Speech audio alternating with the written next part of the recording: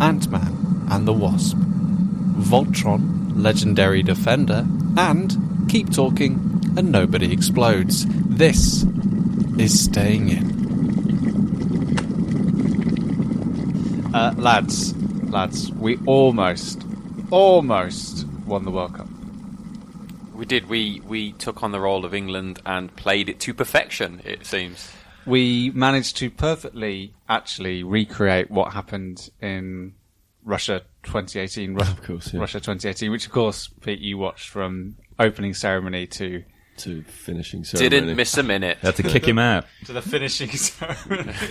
When Britney opened, of course. Britney. With her pop routines. One of Britney's 5 songs. Yeah, one of Britney's 5 songs. What happened in the World Cup? Well, did England get to the semi-finals? Yeah, they did. Yeah, and they got beaten. For real? So basically, what For happened realsies. last night happened in the World Cup. Pretty much. Some very disappointing goals that were sort of fudged in by our opponents. Penalties where goalkeepers just sort of stood there and watched the ball go in. Yeah, pretty much. But we were playing on semi-pro to balance out difficulties. You may not notice, but any time the other team did something terrible, me and Sam kind of whispered to each other. It's semi-pro. This is a little reminder. Right. It's been... I was thinking about this last night. About 6 years since we last won the World Cup. And we did actually win it then. And we did actually win it then. But that was a much superior game. That was South Africa. FIFA World Cup 2010 South Africa. Enjoy it? Yeah. Yeah, I actually really did. Can we just address the elephant in the room? That Peter Willington is the most tired man this morning. And he is the most miserable man at the moment. Awful. If you want to picture like a sloth. Yeah. Go on. A sloth crossed with Ebenezer Scrooge. A tired sloth. A sloth, but he's got a podcast to record. Hello and welcome to Slothcast. Today, not much. Today I crossed the room. Wow. I just didn't get my 14 hours, that's all. I know, because yesterday we climbed Scafell Pike. Whey. 2 days away. That's what we do when we get together at a weekend. We walk up hills, and on the way back, you were like, "Oh, I'm really looking forward to just going to sleep." To be honest, lads. Yeah. But we get together like twice a year. Yeah, that's thought. Getting about 8. He just wants. I think we figured out that when Pete comes to see us, he just treats it as a vacation from his normal life. Yeah. So he just wants to go to bed early. Yeah. That's not right. Oh, it is though, because I get to go to the wonderful land of Nod. Look at my. Thanks. My face. Right Do you have now. any kind of pre-sleep rituals or anything that helps? Because you have we know we have a post-sleep ritual, which we're all very familiar with. Oh yeah, post-sleep ritual. Get up. Yeah. And then one of 3 things occur. Not necessarily in the same order. necessarily on this order. Okay. Drop the kids off at the pool. Okay. Shower. Yes. Breakfast / Yes. cup of tea. Brilliant. It used to be that this is a much healthier routine than I used to have. Or what was it? What was it used to be? 'Cause the third one Was is- it get up, Sarah Lee Gatter? yeah. It was like just sort of awful food / I don't know, smoke cigarettes and drink coffee, and that was about it. But now I have malted Wheaties or a cup of tea. See, unfortunately, Pete hasn't had his shower this morning, so I've never seen a more miserable man in my life. It's essential. So I've got to have a shower. What happens is it like a light bulb moment? As soon as you get in the water, that first drop of water hits your head, suddenly you're awake? Or is it just, Yeah. did you just get away Or with is it a standing Wellington in that bell area? curve? It's a Wellington bell curve of awakeness. No, it is. It really is that though. Yeah. Like I really do feel like when I have if I don't have those things. Could you not just wash your face to No. kind of get you like It's a not part the of the same. way there? No, it's not the same. That's why I hate camping. Because there's no decent working showers and stuff like that in. Well, there are in some camping campsites. Yeah, but you got to just get naked in front of loads of dudes, and it's like, I'm not having that. No, I mean, when was the last time you went camping? Yeah. About 10 years ago. Yeah, That's prison. Oh, Yeah, laws have changed since then. Yeah, we had some pretty low budget holidays when I was a child. Another bleak chapter from the annals of Wellington. So Scafell Pike was fun. We got lost on the way up, of course. Mm-hmm. Or we got lost on the way down. Of course. Of course. Yeah. It wasn't quite as bad as when we climbed Snowdon, and getting lost meant walking 6 miles in the wrong direction. In the rain. In the rain. Which I have apologised for, can I just say? Yeah, no, Many times. I know. We've accepted your apology. And I drove us there. Yeah, but of if we're serious about climbing Ben Nevis, like We can't do this again. we can't get lost on the way down again. All right. Well, getting lost on the way up, we didn't know we were lost, really, until we were going down the well-preserved National Trust designated pathway. Did we realise, this is actually quite an easy... Maybe we shouldn't have climbed over all that scree and in the middle of those rocks while they clambered. while they were tumbling down us. My Heavens. suspicions were first aroused that we had actually gone the most popular route was when we were walking down said route, a new route that we'd not trodden, which we should have trodden. I just saw a 7-year-old child on our way up. I thought, we definitely went off piste. we went on the hard way. Well, and dogs as well. All the dogs. I mean... Could have just followed the dogs. Yeah. But also the visibility was incredibly poor. Yeah. Like, there was no views. We had this beautiful kind of vista. We were parked next to this lake, so we had that very clear landmark there that we couldn't possibly get lost. We could orientate ourselves by, and then it just disappeared. We just turned around and it was gone. Yeah, we got to a certain point and it was literally all you could see was Chris's arse and Pete's face and... Couldn't tell them apart. You got a very nice arse. Got a very pert face. So, and that's why it was very handy. Like, I brought an OS map, but stupidly I hadn't got a compass, which is where Pete came in. Because Pete, like many things, you are the compass of the group. Yeah. Sure. Moral, steering the ethical. direction. That's a terrifying thought. Going in every direction. Always pointing one way. Oh, right. I don't know how this So, works. and then... Regardless of what's going on. But there was a lot of pressure because people would come to us saying, do you know where the top is? Like, no one knew where the top was. So we would just say, okay, we're just going to go in this direction. And then we thought, okay. Yeah, it's we fine. weren't the only ones Oh who my got god! lost. Have we? Hang on. Can someone check now whether there's like been missing people on? Because we passed a group of people who were all wearing red bobble hats. Didn't see them again. They would have stood out. We passed one guy, a Geordie, and a Scottish guy, and we never saw them again. We saw one of them when we approached the. I don't know what to do. We saw one of them when we approached that rescue point. Oh yeah, We saw him around there. We didn't see him after that. We didn't see him after the rescue point. I think that's another thing where we should have gone. Hang on, when we bumped into the place where you go, where literally there's nowhere else which is safe on a mountain to go, which is the designated rescue point, which is literally, and this was crazy, like it literally was a box you get into with a couple of slats. Yeah. Like It looked like what they used to punish the soldiers with on the bridge on the River Kwai. there's probably like a switch in there and a Netflix account. In our naivety, we looked at that and went, "Oh, this is good. At least we're safe now." Yeah, we're safe now. But we were making our ascent, and people started following us. We thought, oh my gosh, this is the wrong way. We've led all these people up here. And it was the wrong way. Yeah. It's a lesson for life. It's just lead with confidence. Well, as long as you look like you know what you're doing, people will follow you. There we go. The wise one has spoken. I've just searched for missing people on Scafell Pike, and we're good lads. Okay. But Dan, you tracked the route, and that showed us later how far off course we'd gone. Yeah, so having done Snowdon a couple of years ago and realising we came down the wrong side of the mountain. Once again, I apologise. So on the way up, I got an app on my phone which kind of tracked where we were going. Yeah. So it enabled us to see kind of theoretically then Are we we went back the right way. And so again, that was very helpful. Which Dan, for helped us. when we were going in the wrong direction. We at least knew we were going in the wrong direction. But now I've got the map looking at the entire kind of loop, and we can see quite a big deviation. Yes. We can see exactly where we left. Well, that the path. fact that it wasn't meant to be a loop, it was a linear path up Yeah. and down. We made Yeah, it into it. we somehow made it into a loop. We should submit it to the National Trust. with a little annex. This is what- just getting lost. This is what I'm thinking. We should name this route. We will call it the Willington Expressway. No, I'm not happy with that. There's nothing express about what we did. No, it's all right. We'll The Willington Promenade? I don't know. One bad turner.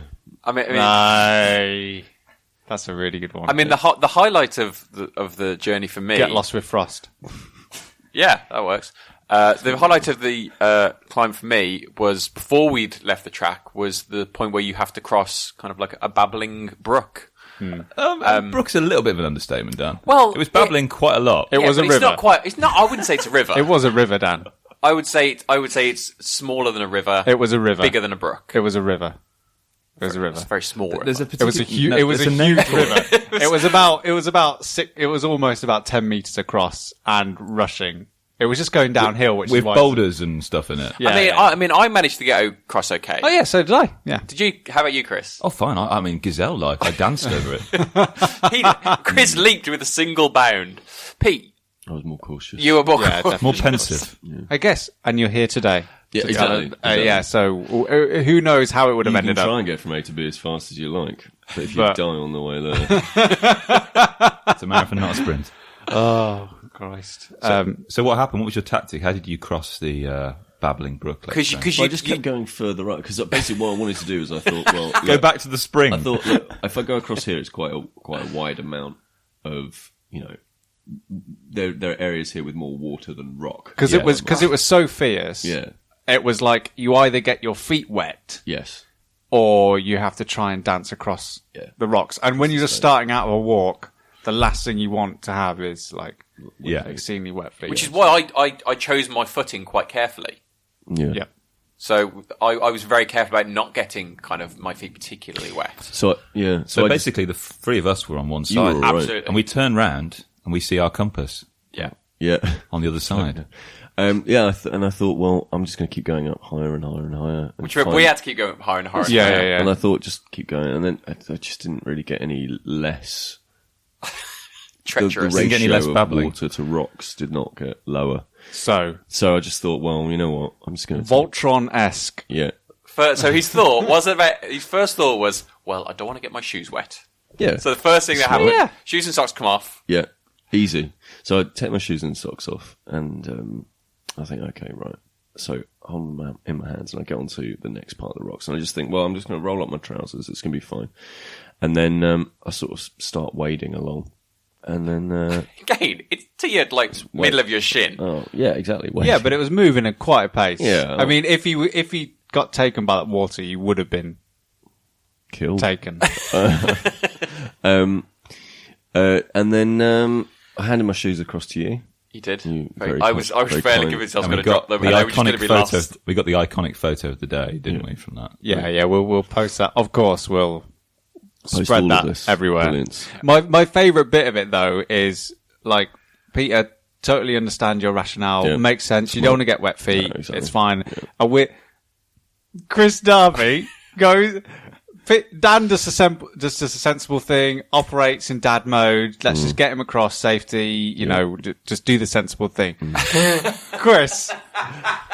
Let's get a boulder! I'm going to get a boulder, and we're going to put it in the middle for him to stand on. Yeah, I was reaching across the pit, and I turned around, and this Chris Chris just rolling this rolling a boulder into this torrent of water, and I don't know what was your idea. Were we going to throw it? Roll it in. Roll it in, but you can only roll it in as far as Well, he'd have to leap for it. I'm not going to build him a lovely path. This is the Flintstones that'd be method of problem solving, isn't it? Because boulders. I wasn't planning to dam the babbling brook. It was just, oh my god. Which, to be fair, when we got back over across, and we're all safe, even though, as I helped Pete along, my carefully picked route to stop my feet from getting wet was flawed by Pete pulling me so my feet were submerged. Well, your feet got wet. Yeah. But as we were all over there, I heard Chris kind of go, "Did you see that boulder?" Yeah, I carried that all the way there. Look how tough I am.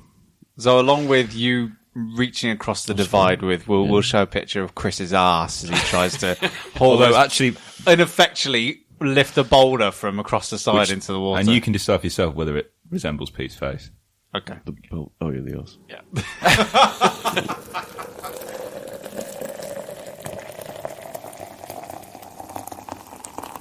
But it was a fantastic trip, and we did complete our task that we set ourselves. Was it last? I'm not sure. It was the last episode of the episode before, where we took a christening card to the top of the mountain. Oh, cry. But it wasn't a christening card. The christening card that says "You did it," that we established was as far away from a christening card as you could possibly get. Oh, I'd forgotten about this. But works perfectly as a congratulations, you've just accomplished a physical achievement like climbing a mountain.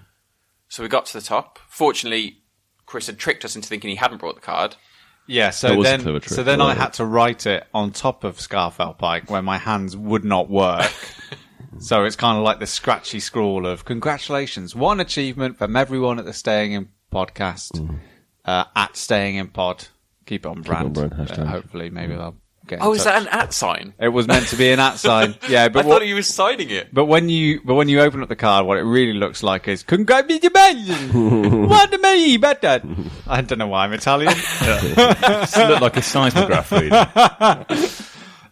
So yeah, and then we ate lunch, which was lovely, and then Pete. We assigned the We role. assigned Pete Yeah. to be ambassador. As we do. He's the compass. Yes, We're very foolish. and a lovely family. And didn't you say they were so excited about it? Like, no, we'll wait till the bottom. Yeah, Yeah, as we so walked nice. away, I heard kind of the kids, because we gave it to a guy, and I think he's 3 kids. And as we chatted with them, we got a picture, and we kind of shook his hand and stuff like that. And as we walked away, I heard their dad saying to the kids, "All right, we'll open it when we get to the bottom." I was like, I bet they think it's got book vouchers on or something. Yeah. it should have had book vouchers. Next time when we go at Ben Nevis, we'll put like a $5 worth of book vouchers in it. Get yourself something nice. That is the next plan. The next plan will be Ben Nevis, probably in about 10 years' time. With a christening card. Yeah. Yeah. So Chris, Sam. you were over at mine Yes. before Shay Turner. these lot arrived. Yeah. Oh, we played some games. What did we play? Played Memoir 44. Yes, we did. Battle of the Five Armies. Had a bit of our War Boys Day. Yeah. It's a second annual War Boys Day. Completely. Every August, get together. First one we played War of the Ring. War of the Ring. Yeah. Yeah, and this one we did a little double header, which is fun. And then we settled down in front of the TV, and you introduced me to Voltron, which I can only describe as a children's TV show. Mm-hmm. And I did get a text at this point saying, "Sorry, Dan, I'm not going to be able to pick you up. Lisa's coming. I'm watching Voltron." yes, so Why Voltron? yeah, so I know a little bit of the fact that there's 7 series of this. Yeah. You've been watching it for how long? Oh, about 5 days. And you're on season 3. 3. Jeez. Brilliant. So, can you? I mean, This is very off-brand. For you. I mean, it's good in a quality and style sense. Like, it's a very good example of its genre, Yep. executed really, really well. But there's no escaping that you are watching children's TV. Like, Yeah. I'm it's looking forward not to us talking about Ant-Man and the Wasp later. a big film for big boys. Yeah. That hard-hitting Francois Truffaut style film. But what I mean is, and I don't want to be derogatory because, like, I do watch children's TV on the occasion. But unlike something like Disenchanted, the new Matt Groening thing, which we also watched the first episode and it wasn't that stellar. It's kind of hit and miss.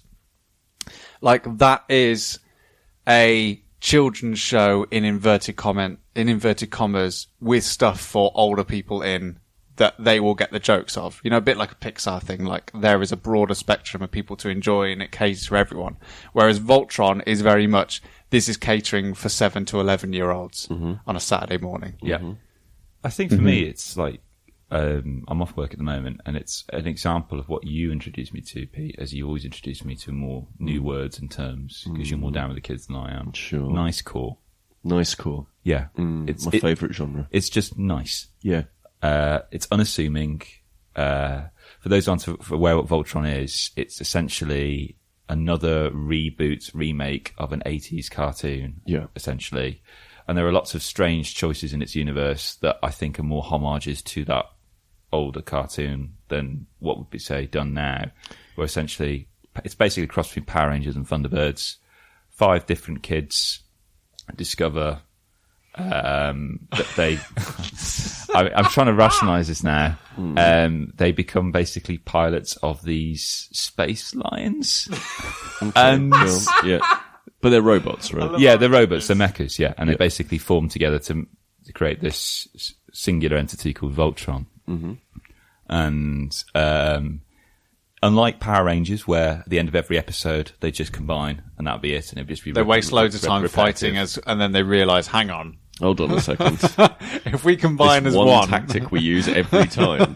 because like Netflix kept recommending it to me, and I thought, well, it did that with Brooklyn Nine-Nine, and I would never have plumped for Brooklyn Nine. I thought, oh great, oh wow, I can't believe that. So I thought, okay, maybe Voltron's similar. Maybe it is actually good. And I've heard like Mabim Bam talk about it quite a bit. Yeah. So I thought, okay, I'll give it a punt. I saw, okay, the episodes are 20 minutes long, apart from the first episode. Which is an hour and 20 minutes or so, which kind of does all the world building. I was going to say you need to do all the world building for such an important sort of but series. It's lighthearted, it's fun, and it actually does some very interesting things with the narrative. There's lots of narrative arcs. Well, I don't want to spoil anything. Like, there's lots of secrets and mysteries around certain characters that are still unresolved, and you're working your way through them, and the mystery kind of deepens.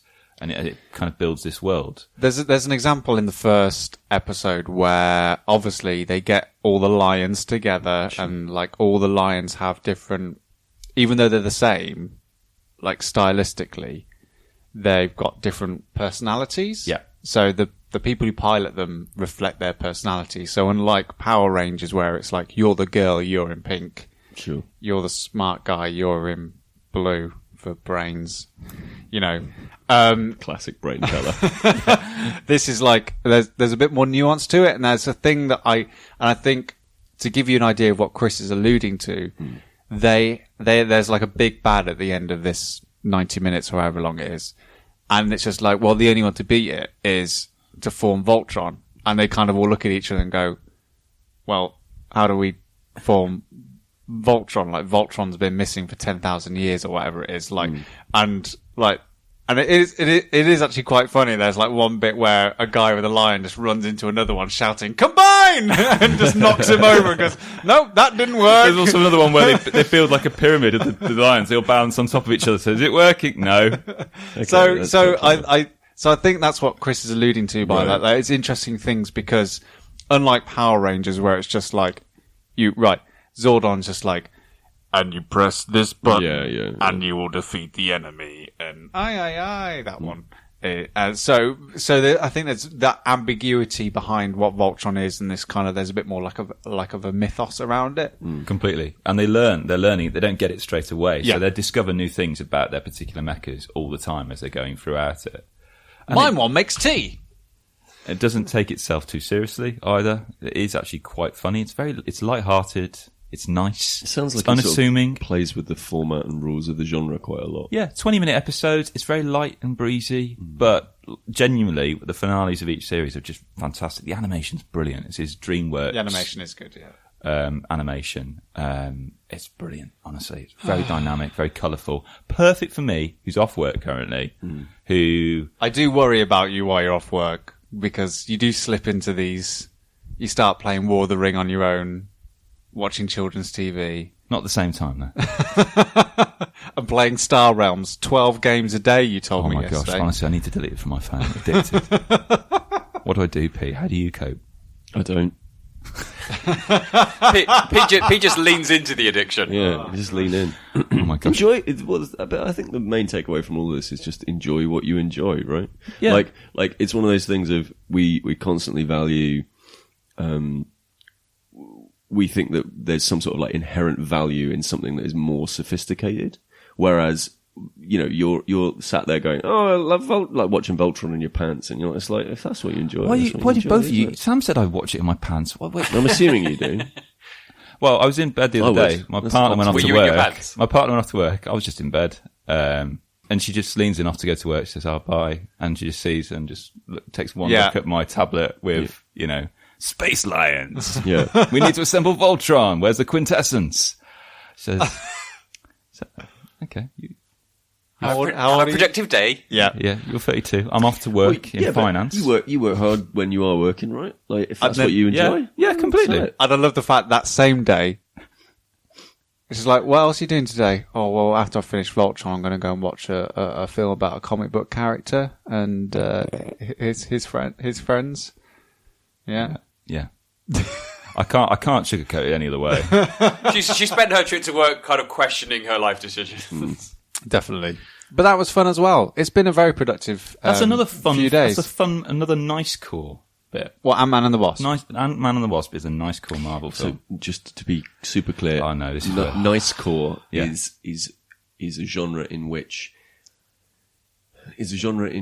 people are inherently nice, and the value of being nice to solve problems is explored much more. It's not just a nice thing. No, I agree. And that's Voltron is Paddington is like a nice Voltron is definitely that legendary defender. Because he doesn't like kill people, Voltron. He like sits them down and like talks them through. And, like, makes them all the baddies are robots, pretty much, that they cut in half and stuff. Yeah, so once all the slicing and visceral damage has been done, then they're really nice to each other. It's basically Paddington then. Spreading peace, that's the whole right. Voltron.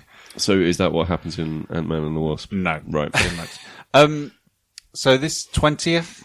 Yes, 20th film. Marvel film. 10 years. I think everything's caveated with Ant-Man as by saying that it is no coincidence that Ant-Man films have been used to succeed both the last two big Avengers movies. So after Avengers Age of Ultron, Ant-Man came out, and after Avengers Infinity War, Ant-Man and the Wasp has come out. And I think basically both of them are palate cleansers. And I think Marvel are very, very aware that Ant-Man is not their biggest property. There's not a lot of substance to it. It's not the most popular superhero, albeit the first Ant-Man is actually quite really enjoyable film. Like that film. I think they're very much aware that, and to make a football analogy, Ant-Man is a David Moyes of Avengers is Sir Alex Ferguson. Yeah. Do you agree, Pete? Sure. Yeah. Good. I mean, I wouldn't agree with that. Well, he's kind of like the person you bring in. But David Moyes didn't do very well. He did. He did just as successful as Lou Van Gaal and the opening season of Jose Mourinho. Oh, fair enough, yeah. Did they bring David Moyes in the same way they brought Ant-Man into Marvel Civil War in the back of a van? Yeah. Pretty much. Yeah, I think that's how it goes down in history. Just dumped him off at Old Trafford and went, "This is yours now, David. Succeed the greatest manager who's ever worked in the Premier League and maybe the world. Bye." Which is pretty much what Ant-Man and the Wasp has to do. Like, oh, right, the film you're following just grossed $2 billion worldwide. Yeah, follow that. Challenge accepted. So, because of that, it's set before the events of Infinity War. Otherwise, it would be very much of a downer film. Spoilers. So, and it's also a self-contained film. There's no other references really other than to the events of Civil War. There's no appearances from any of the characters in any of the Marvel franchises. And, everything gets wrapped up within less than 2 hours. And it's just a jolly sort of caper, which happens. Which is what the first film was as well. Yeah. That was very much a sense of kind of, this is a small story. Mm-hmm. And it centres around... No pun intended. Yeah, very good. And it does centre around the story's very simple. It's a search for Janet Van Dyne in the quantum realm, and that's it.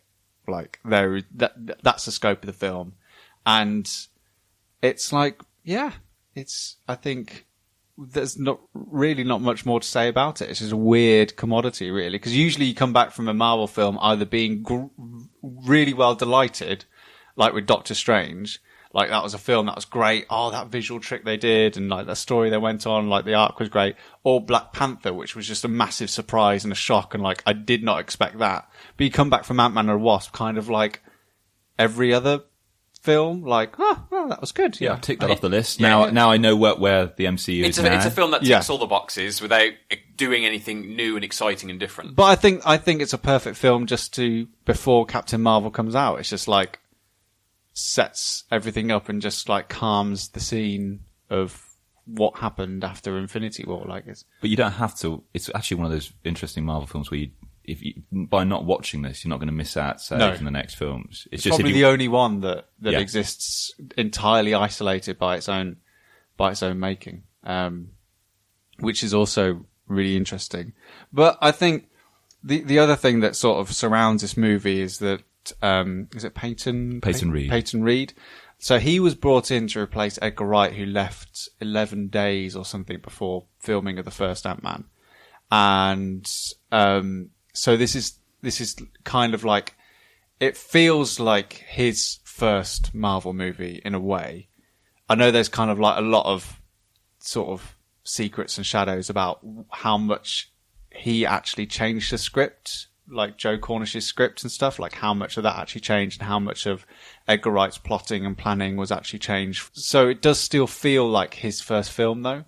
Like, I feel like he is kind of just treading the water with some kind of things. It's not as playful as the first film. Like, there are certain things, the whole final fight in the first Ant-Man film, I think is a glorious bit of choreography, and I think it's really playful, and it plays with the form of Ant-Man. Like, that fight on the train set. Have you seen it, Pete? No. There's a fight on a train set, which is just like wonderfully captures the juxtaposition between like how grandiose it is to them on the ground, but then when you zoom out of it, it's just two trains colliding and then just toppling over, like little Thomas Tank Engine sets. And like, it plays with that form really well. And Peyton tries to get a bit of that in, but it doesn't feel as genuine, as much of like of a sharp idea as it did in the first film. Well, in the first film, I very much thought there was a sense of kind of two films going against each other in terms of you could see the Edgar Wright stuff coming through. Yeah. Now, they did a fantastic job in making it not feel disjointed, because I don't think that first one did. But you could definitely say, yes, that's an Edgar Wright bit, that's not. I said to Kris afterwards, like, I wish they still made computer games of every film that ever came out, like every big film, because to me, like, the idea of being able to shrink in size and exist between these two worlds is the most playful and like unique part of what Ant-Man is. Because essentially it's just a man in a suit. Like, Scott Lang has no abilities or anything really. He's just an ex-con. That week of judo that he was taught in the first film. Yeah, exactly. Like, he literally has no abilities other than he can wear a suit, which anyone can do. So how do you make that character interesting? Is by You're how making Paul Rudd. is first of all, you're making Paul Rudd. You surround him with a great cast, and this is what I think Joe Cornish and Edgar Wright understood, even though it's not necessarily, even though I think it was all smoothed out when Peyton Reed came aboard, is that you play with those two forms and you understand the difference between the spectacle when he's really small and on what it seems like when everything's like, when you zoom out of that picture. And that just isn't there as much in this. There's some nice like visual gags and nice kind of like visual cues and stuff like that, but none of it has that playfulness to it. So, yeah, I think Captain Marvel's got a lot of work to do just to start building up to Avengers 4 now. Well, I think that's the aim of it. I think that's where that kind of the drum roll starts for Avengers 4, is that you start it with Captain Marvel, so you can have. Because obviously, based on kind of what happens in like the post-credit scenes, Captain Marvel is going to be a big factor within Avengers 4. So I think it's a perfect decision to have an entire film to set this character up so she can be dropped straight into the film. Everyone, because people who see Avengers 4 are going to watch Captain Marvel. 99% of them are going to see Captain Marvel. So everyone has a whole film to know who she is, what she's about, and her whole history. To drop her in there, I think is a really, really clever idea. So that's where that drum roll starts as soon as with Captain Marvel, to kind of build up to then have this big finish to 22 films then, when Avengers 4, that'll be the 22nd film. Yeah. So it'll be 22 films, which, I mean, I have to say, the whole Marvel Cinematic Universe thing is something I doubt will ever be done again. It's an astonishing feat of organisation and ambition and everything, and obviously it will continue. Yeah. But just the nature of it, this whole storyline, it blows my mind that they've been able to do this, and that someone said, "Yes, this is a good idea. Let's go all in on this." Mm-hmm. I can't wait until they do the classic comic book thing and just go, "Should we just start again?" Yeah, we'll just start again. Yeah, it's a great idea. Don't worry. Yeah, scratch everything. We'll just start again. Will that really annoy all of the fans? No.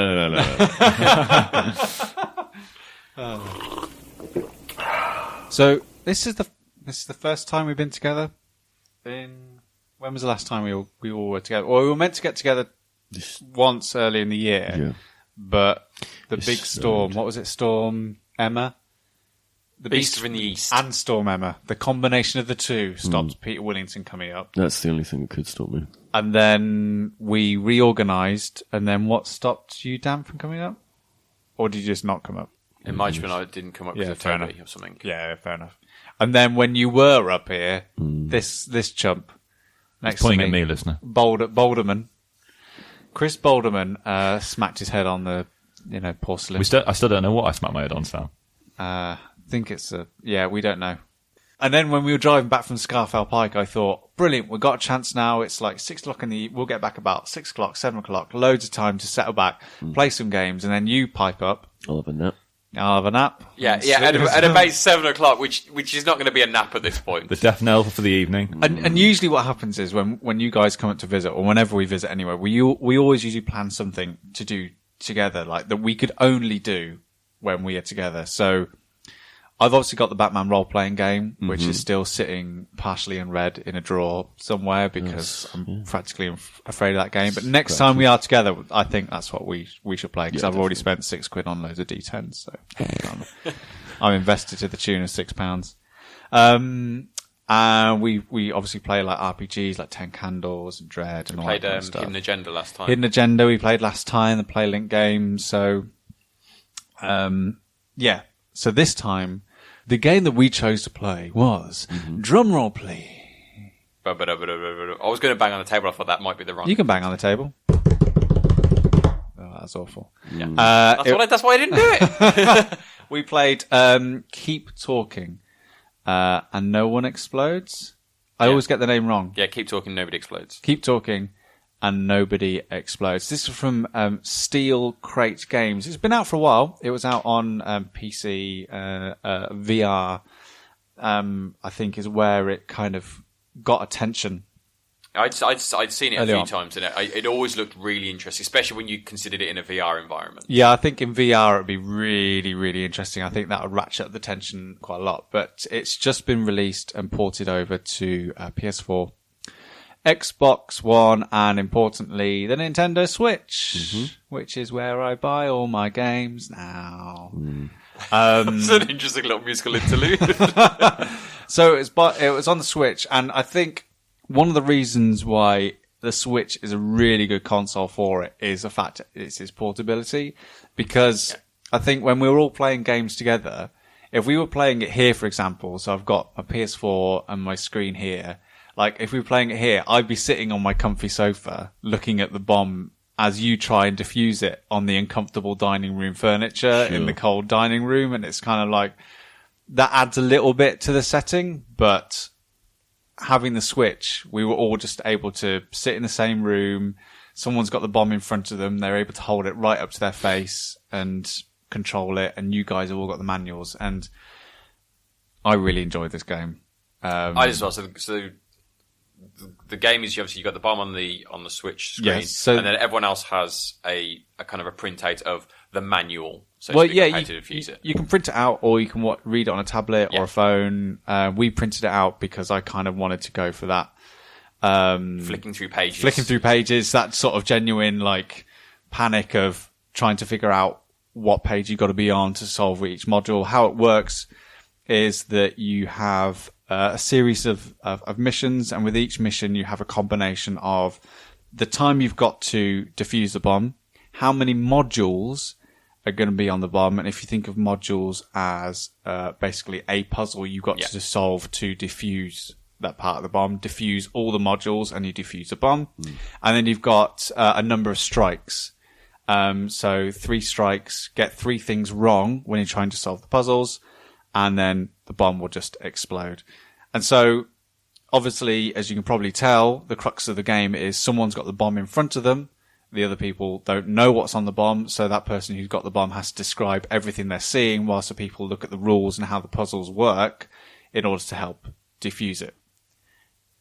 Insert hilarity, miscommunication, and all those wonderful things you get from board games of the like. I think one thing I quite liked about it, and it reminded me a bit of the last time I played a game like this was probably Space Team. Yes. Yeah, we played Space Team simultaneous before, play. Is that each of these modules has a different puzzle that you quickly find out in the room who has strengths and weaknesses in certain areas. Yeah. So my weakness was something that was invented by Samuel Morse. He was. Morse code, which for some reason, I know I could not get my head around how you... Oh my gosh. Well, when I was a kid, like, reading those puzzle books where you'd have like Morse code puzzles, it was pen and paper for me. But now because we're playing it in this dynamic, I'm having to read out to you as I've got the bomb in my hands, flashes of light, and that just completely threw me. I just couldn't do it. I really struggled, and I wouldn't commit. So it's dot, dash, dot. 2 dots. Yeah. No, there was 2 dots. That was a dot. That was. Sorry, I blinked then. That was actually a dash, not 2 You dots. also started to trail off, so you'd be going like, okay, dot, dash, and then sounds like, what was Say that? it louder. So I realised, but my jam was the spatial stuff, so the mazes. Oh yeah, I love the mazes where you've got to guide the other player through a maze that they cannot see the sides of it, and if they hit the sides, that's it, game over. Because on certain of them, as you say, you have strikes, and we had a 5-minute duration to start off with, and then when I got handed the switch, suddenly went down to 3 minutes. Yeah, but you also had less puzzles to solve. It's all right. So that is one thing, because like you'd start off, and the first thing, if you're trying to defuse it, as in you've got the manual in front of you, you're just hearing, like, the first thing the person who has the bomb does is they read out the modules. And as you get more familiar with it as a team, it's very easy. Like, yeah, I've got a maze one, I've got a symbols one, and I've got like the Simon Says one. And the rush to try and get the one that you know how to solve. It's like, letters please! No, I want the wires! I want the wires! Okay, Sam, you give me the symbols and then we'll carry on with the maze here. Symbols was your jam, Pete. And I think, every time Pete got one, the first thing you'd do, like, say if it was Chris would tell Pete, okay, the symbols are this, and this. There's 4 symbols down. And then what we would do is kind of, the person who was kind of describing it would give out all the information and then maybe go to the person who's going to take the longest or something like that. Yeah. So you give all that information so everyone can be reading up and figuring out how to do it all. So after about 2 minutes of kind of Pete looking at all the symbols, looking at what he's trying to do. Yeah, getting prepared. So when Chris comes back to him, he can go bang, bang, bang, bang, bang, solve the puzzle really easily, okay? So Chris goes back to Pete. Pete, what do I need to do? Pete's response, sorry, could you tell me the pictures again? Or the symbols. So basically what that means is for 2 minutes in silence, Pete's been just sat staring at a bit of paper, not knowing what he's looking at. Just want to be sure, that's all. Just don't want the bomb to go off. I'll be safe and sound. And then reads out all of the symbols as opposed to just the ones that he needs to do. Yeah, it's great. I think because you're encouraged not to look through the manual before you play, that's one of the wonderful things that the game does. Like, as you get more confident with it, I think it's like we got quite through a lot of them. Actually, we were playing for maybe like over an hour or something like that, and I think the game is actually wonderfully paced in how it introduces you to things. Like, the moment you start getting confident, when you like, I'll take wires, like, I'll take pictures, suddenly it's like wires that have got stripes on them, or it's another puzzle. And like that drip feeding of information, like, we did not get through half of what's in that manual. There's stuff like, there's like needy modules, where, if you're defusing the bomb, as in you've got the bomb in front of you, there'll be stuff that you have to do, like vent gas or like press a switch that will do enough to like interrupt like what's happening with a puzzle. Yeah, so that gives you a job that you have to do, that you're focusing on something else. Yeah. That it's not, you don't click it once and it's sorted. Regularly, you're going to have to make sure that this doesn't reach a certain thing. So it just splits your attention as well as kind of what other people are trying to do. Yeah, it's brilliant, which I think is like, that seems like the natural sort of state for that game. So it's going to be really interesting playing this with other people and like starting at the early stages. I think the one thing that this game does well is that all the bombs are procedurally generated. So even though each stage that you play has the same rule set that governs it and governs essentially the bomb's creation, each module within that will be slightly different. Even if it's like the same module, like it's a wires module, the wires on it will be different. So it meant that when like Chris was holding it, because you never defused a bomb, did you, Chris? I didn't. No. So, but every time you pressed retry, it wasn't like, right, we know how to solve that one, and we know how to solve that one, which gives us more time to do the one that we didn't have to do. It was always different every single time, which is crucial. And there's even a free play mode in the game. So after you've done like the tutorial missions, free play mode opens up where you can set how long you've got, how many modules you've got to do it, and then you just press go and then it creates a bomb at random. Is there for you, do you think there's an optimal player limit with this? What do you mean, as in like time or people? People, numbers of people. I think the recommended is 4 is maximum. You go too much further than that, and especially in the earlier levels, you just have people not doing anything. Yeah, because there was times when we got used to it where there are certain puzzles where you can just be given it and then you're just waiting for your turn to just give whoever's defusing the bomb in front of them the answer. And also, the more people you introduce into it, the easier it is as well, because either you can spread the modules between yourselves more broadly, because if you've got like 5 modules and you're playing with like 6 people, then that means that everyone can take on a module each and it's really easy. You just bam, you just go through 1 to 6. What about minimal player limit? I'm curious to know how this would work, say, with 2 players. So, for example, one person holding the bomb, one person having to go through all those sheets of paper. You could do it, but there's no... the game doesn't scale to how many players you have either. No. Because it would make sense to me if you're playing with 2 people, then you'd have a bit more time. Yeah. But then, arguably, if, like, me and you, Kris, or we played it together just as 2 of us, I think we'd be able to do those earlier missions quite easily. Like, even if there were 5 modules and 3 minutes, because we're very familiar with the puzzles and all that kind of stuff. So it's kind of that thing that I think it's kind of has a bit of that vibe that Overcooked has. Like, when you're used to the mechanics and when you're used to how the game operates as a co-op experience, even when you lessen the numbers involved, because you're so used to that core experience, like with Pandemic or something like that. Like, when you know how to crack that puzzle, it's more difficult with less people, but that's another challenge within the game to have. Yeah. Like, so next time that we're together, it could be, well, let's give it a try. Like, we've got the manuals. Let's see how far we can get, because we know how to do quite a lot of the puzzles. So let's see what the stretches of this game actually are. Pete, you've been unusually quiet, or usually quiet on this. I got the sense, and was it because you were tired? I was tired. I'm tired. Yeah, I was tired. Yeah. I was tired, boy. It was only about 9 o'clock. All tuckered out. No, I did really enjoy it. I thought it was a well-made game, and as in it absolutely executes upon what it sets out to do, and it does that really well. It's also a game that naturally, through those mechanics, causes stress, and stress is not something I'd go to games for very often. And that combined with the fact that I was all tuckered out.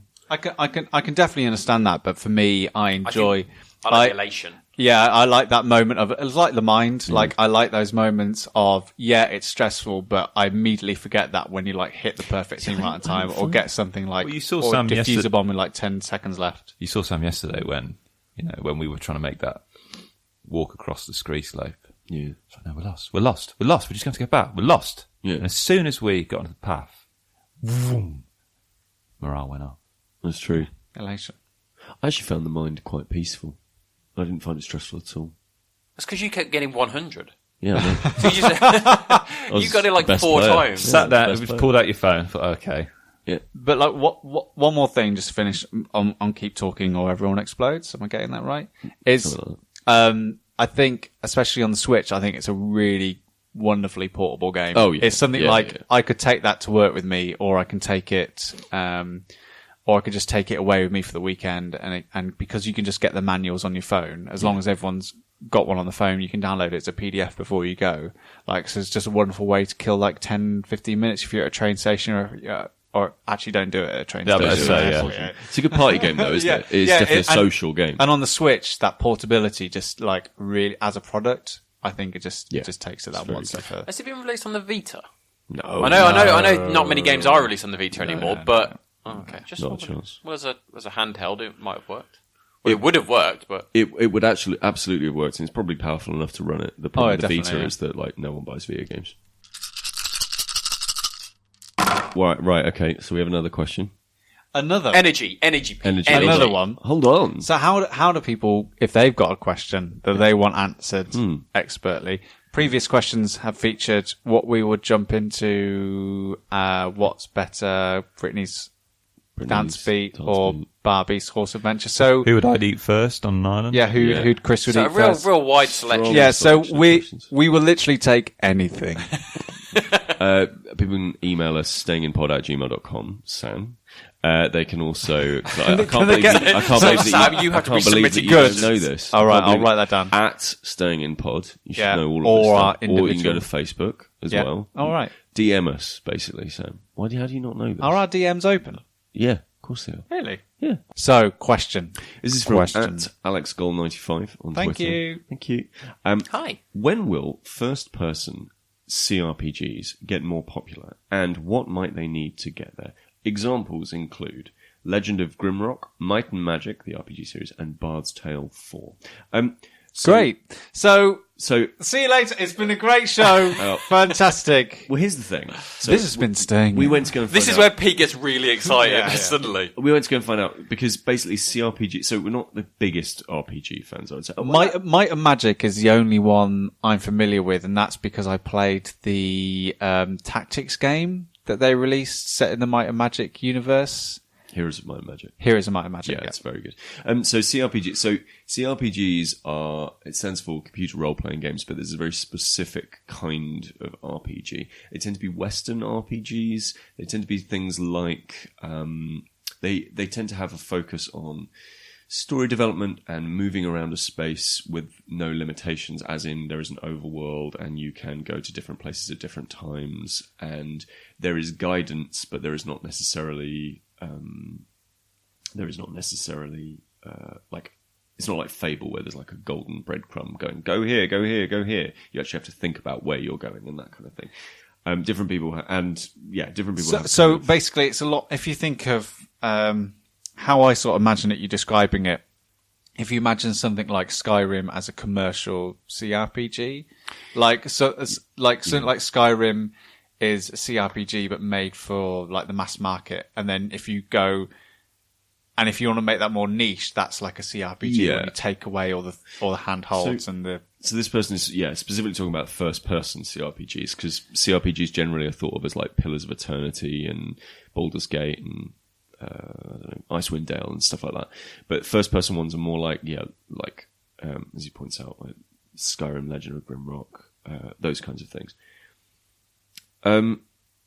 Well, so off the bat, Cyberpunk 2077 is going to be first person. Yeah, I would argue that I think that maybe not the kind of the first person stuff, but I think there is definitely a movement towards that area in general. The amount of games now that are increasingly including elements of the RPG genre that are then growing and growing and growing. So most Assassin's Creed, most big games now will have elements of questing going on and how people can then feed back into. I think CRPGs generally hint towards because I've been trying to find a proper definition of it, and I think CRPGs generally just trend towards harder core kind of experiences. Yeah. Is CRPGs not just basically determining it not being a board tabletop RPG, it's a computer RPG? No, that will have been what it used to be, but it is not necessarily that anymore. So CRPGs did originally take the place of role-playing games because people like Richard Garriott wanted to basically make Dungeons and Dragons, but as a digital experience. And he never quite actually managed to do that because obviously that's incredibly difficult. But they do tend to trend towards more hardcore kinds of experiences like your Divinities and that kind of thing. I don't know. I don't actually know whether or not we're going to see, especially in the first person realm, the amount of content creation you have to do just in terms of writing and character development and world building and the amount of visual and graphical assets that you need to create for something that is 60, 70, 80 hours long. When you're looking at really high-end games like The Witcher 3 and the Elder Scrolls series, those are fewer and far between because it's a lot of money. It's a lot of money. And the Elder Scrolls series really only took off with Oblivion, like in terms of mass popularity, and that's because it hit consoles. And so that series is quote unquote dumbing down, becoming more broad. RPGs are generally becoming more broad because the risk of making them is exceptionally high, so you need a large audience for them. Yeah, you've got to have almost an element of a guarantee of a return on it. Yeah. Whereas indie as a space, or very big indie, so like 50 to 100 person teams, they can probably take a bigger risk on that stuff. You're not going to end up with something that is going to be mass market. So Divinity is probably the closest thing because it's got a physical PS4 release. And I think you're going to see the indie space cater to that audience, because that audience does exist and is big and will play those games. But I don't think that you'll see them become like the main kind of game. Like, I think we're firmly in the third person action adventure as the mass market single player experience. And it's kind of like if you go to a big AAA developer and go, right, we want to make a game that's got a really long tail, a massive, like, involved experience, engaging the player for hours and hours and hours on end. They're going to go, right, how do we make money out of that? How do we add like multiplayer? we can just turn, some X into a live service and make more money out of that as a prospect. The Witcher 3 team actually had to come out and say, yes, we want to make single player games and we think there is a market. That is probably the biggest, in terms of like the AAA studios, that is probably the studio that will do these kinds of games. And even they had to come, and it was a big headline on games industry and these big B2B websites for the video games industry. It was like, oh, these guys are specifically saying that they don't need loot crates or multiplayer or an arena battle mode. Like, it is, and that is very much flying in the face of it. But it means that studios like that do then go and mop up the money. So when these big tentpole releases like a Skyrim come along, everybody who loves that genre buys them, because they're like, well, this is the big experience that we're going to have. I think the big thing that's going to change, that might change everything, is God of War, and the success that had. Like, I think it's something like 130 million they made just on digital sales alone. That's not bad. Which I think beats The Witcher's record, and considering that was released on multiple platforms, like, God of War has been absolutely massive and has proven that there is a market. People want solo experiences. People want a narrative experience. Yep, definitely. So maybe being starved of them for so long, and that experience, like, when you finally get one that you want it to be that deep, involving RPG in a world that you feel like you can swim around in for 150 hours. Yeah, rather than just like a light and fluffy, like Uncharted or 18. 20-hour Uncharted campaign. I think if Cyberpunk 2077 does as well as The Witcher 3, I think you might start to see a pushback more into that big, involved RPG-like experience. I think you might start to see that. But the games industry always has a tale of about a couple of years, basically. All right. So, like, it sees trends, and then it takes a couple of years for those trends to really properly work. Well, yeah, because people go, right, God of War was a success, so start working on that now, and by the time you finish that game, something else will be the zeitgeist. Because the industry just keeps chasing itself. So maybe that'll be it. But I know I go on about it a lot, but the Switch, I think, is what might drive, and if Nintendo don't completely screw up the eShop and support. There's no guarantee on that. Well, they've already said they want 30 to 40 indie games released per week on the eShop. Oh, what a good idea. Like that. Like, if they don't completely screw that up, and they go and they support Nindies, as they call them, like... that sounds like they're already screwing it up. Yeah, like, this, I reckon that could be the perfect space for a game that suits those needs, that people can just get lost in. Something that's a bit indie and a bit lower end. And coming from a company that is not really obsessed with making dollar over fist, and like, they've got their main staples that make all the money. That's it. So I think they've got a bit more time and license to invest in something that could fit that bill. Well, there you go. Thanks, Alex. Thanks. Well, there's like an industry, intellectual conversation. It was. Yeah. So to finish it off, Kris, because you didn't say a single word in that discussion, we'll ask you a question, and it will be, if you were to eat dessert So if you're about to have a lovely meal? Yep. Lovely meal. Yep. Roasted sea bass. Yep. Roasted vegetables. Yep. But you've got to eat dessert before it. Yep. Before it. You've got to eat dessert. What dessert? Gosh. What dessert do you pick? And you can't pick sorbet. And it has to be substantial. Yeah, it has to be a substantial dessert. I would go for a lemon meringue pie. Because the citrus notes really work well with fish. Bloody hell. He's like a sommelier for food. Well, that was a worthless question that I thought. Sorry, I was hoping to come up with something a bit more wittier and fun. But you went with the sensible, I just asked Kris correct about food. answer. Yeah, let's ask Kris about food, which seems to fill a hole. That was Staying In with myself, Sam Turner, Daniel Frost, Kris Darby, and Peter Willington. Just a couple of housekeeping messages before I go. We currently have a fantasy football league going at the moment, and there are prizes on offer for whomever comes first. If you want to join and want to get more details, then head over to our Twitter feed at StayingInPod, and there's more information there, or message myself at Mr. Sam Turner, and I can point you in the right direction to get started. In order to be eligible to win the prize at the end of the football season, you have to enter the league by the 15th of September at 11:30 a.m. So that's your cut-off point for that. Also, don't forget, there are a myriad of ways that you can get your questions into us for the podcast. stayinginpod@gmail.com and the aforementioned Twitter feed are the best places to send your questions to. So please get them there as soon as you can, ready for the next recording.